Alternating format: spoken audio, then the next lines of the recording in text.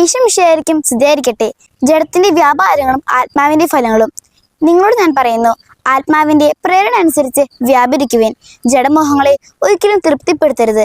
എന്തെന്നാൽ ജഡമോഹങ്ങൾ ആത്മാവിന് എതിരാണ്, ആത്മാവിന്റെ അഭിലാഷങ്ങൾ ജഡത്തിനും എതിരാണ്.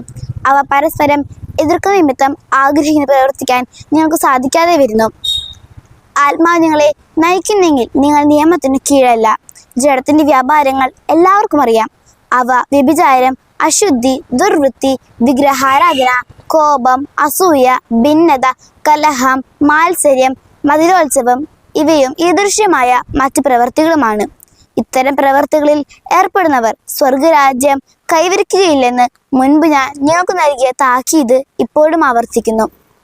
എന്നാൽ ആത്മാവിന്റെ ഫലങ്ങൾ സ്നേഹം, സന്തോഷം, സമാധാനം, ക്ഷമ, ദയ, നന്മ, സൗമ്യത, ആത്മസംയമനം ഇവയ്ക്കെതിരായി ഒരു നിയമവുമില്ല. നാം ആത്മാവിലാണ് ജീവിക്കുന്നെങ്കിൽ നമുക്ക് ആത്മാവിൽ വ്യാപരിക്കാം. നാം ഓരോരുത്തരും കോപിക്കുന്നവരും അസൂയപ്പെടുന്നവരും വ്യർത്ഥാഭിമാനികളും ആകാതിരിക്കട്ടെ.